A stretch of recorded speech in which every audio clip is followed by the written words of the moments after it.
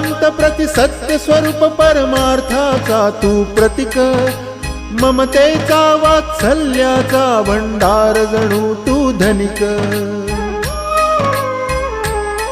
तू दयावंत प्रति सत्य स्वरूप परमार्थाचा तू प्रतीक, ममतेचा वात्सल्याचा भंडार जणू तू धनिक. तू सर्वश्रेष्ठ बुद्धीचे प्रतीक सिद्धार्थ गौतम स्वामी. ज्ञान योगी तू ध्यान मूर्ती परमात्मा अंतर्यामी.